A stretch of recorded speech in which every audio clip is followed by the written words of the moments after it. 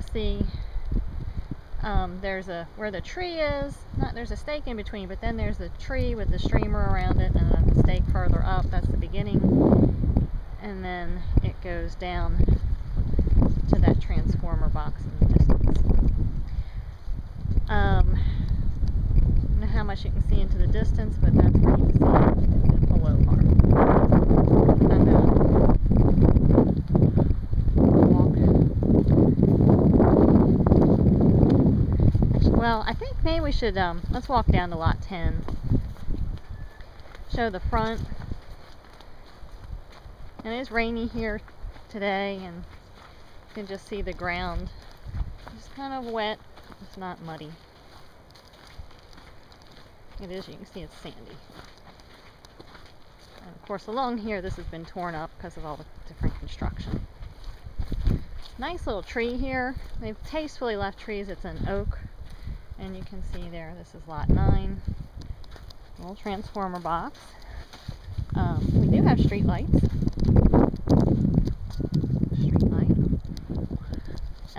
And then on the other side is lot 10. So, you know, right now we're seeing all the expanse of land that would be pasture and have houses. And it actually goes much further back there over the rise.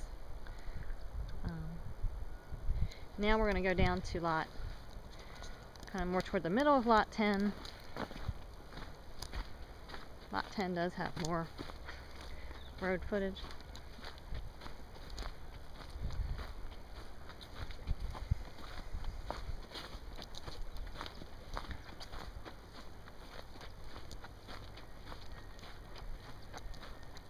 Yeah, here's lot 10. This is the original acreage. Of course, we've asked them to scale this one back to 5 acres.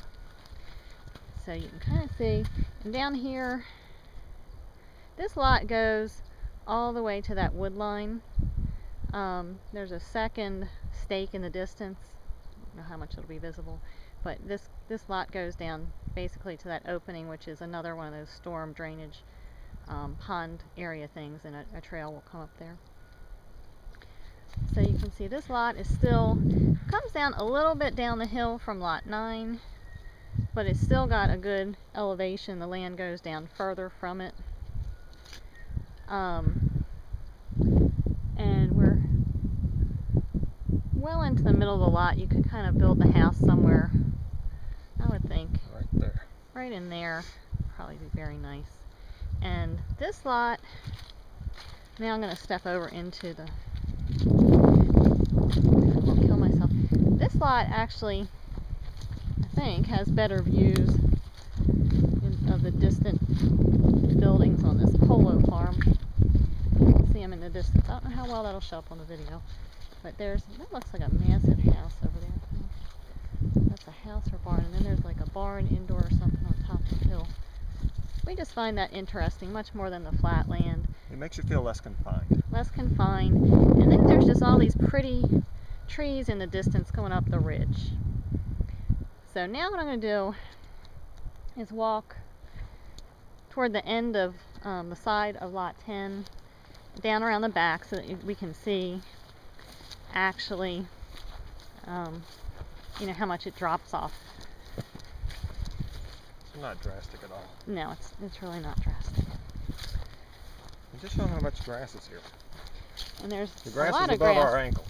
The grass is quite nice. This was all seeded in the early part of the year, just before a bunch of rains, and it's really taken off nicely, they said.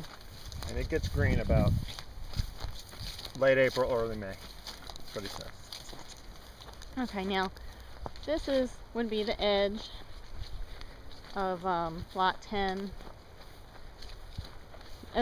Actually own part of this woods down into the trail area to that storm water management area. There's just some nice, interesting little trees here. They do have some kind of lichens growing on them. Mold, moss, something thing. It's a very cute tree there. Like that tree.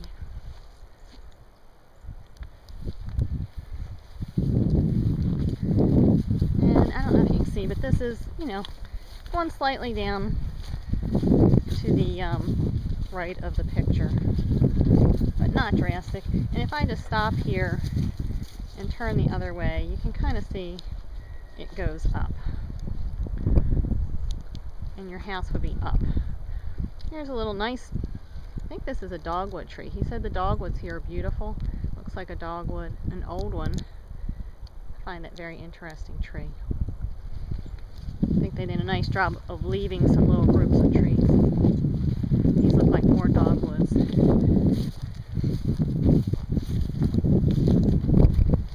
still walking along the edge.